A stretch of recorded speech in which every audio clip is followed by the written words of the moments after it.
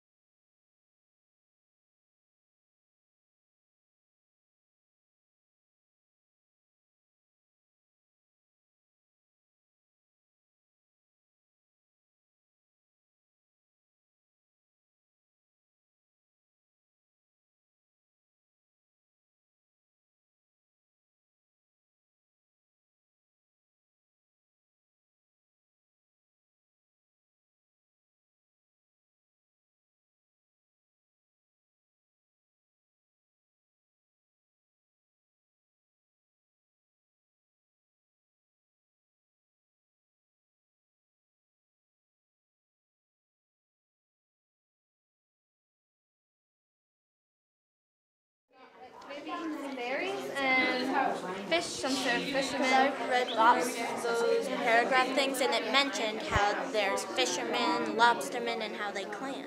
Right? So they were using the resources.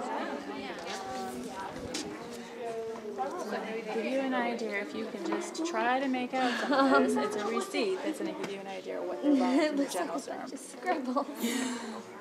We'll see several entries for oil, potatoes, fish, pork, beef, tea, flour, and sugar. Good. That's what they eat.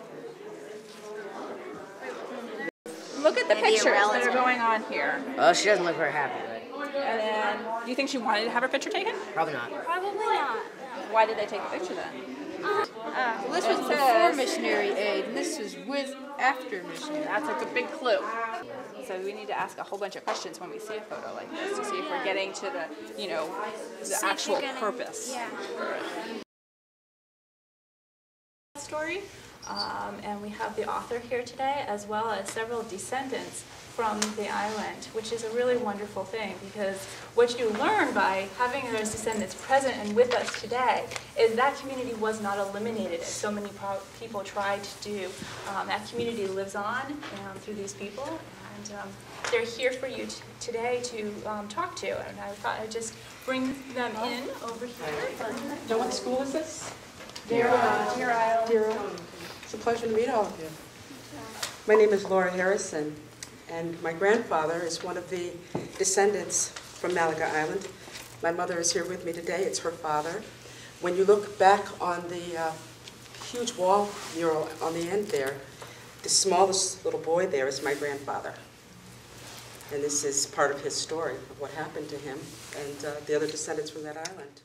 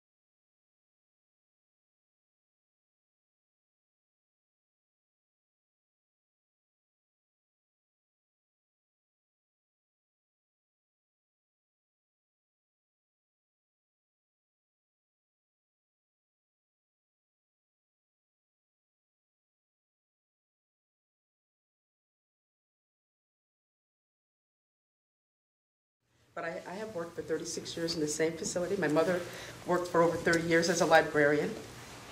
My daughter is a teacher in the 8th grade. She's an alumni from UConn, and she's also a poet.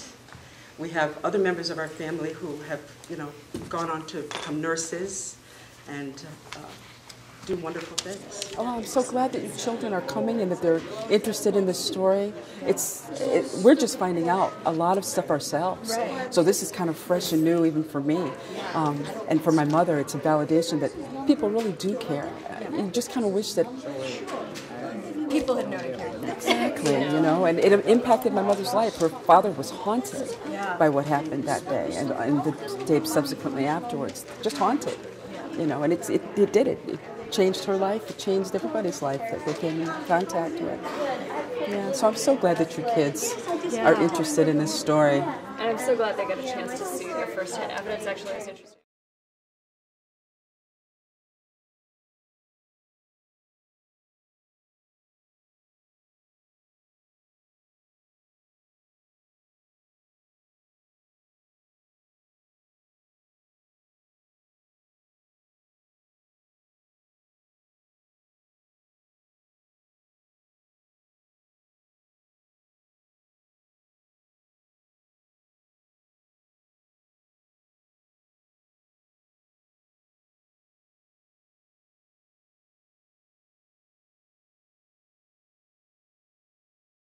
So I've really, for a long time, been very curious. How did you discover the Malaga Island story?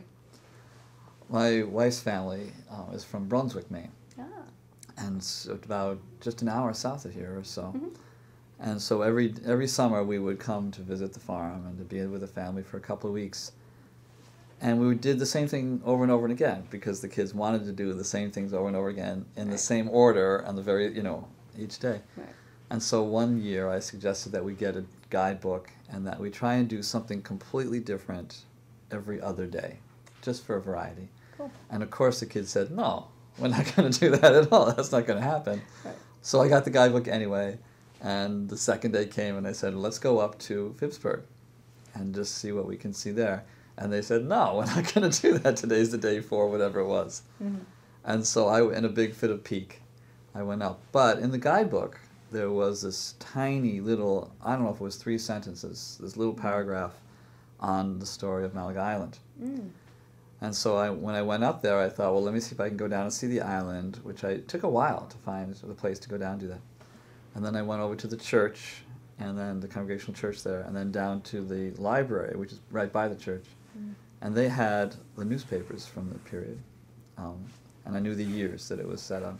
So I just got the newspapers, the original newspapers, and read through the accounts, which were completely open and explicit. This is what we're doing. We're going to destroy this community for these reasons. They were completely shameless. And I just got more and more fascinated by the story as the further I went in. Because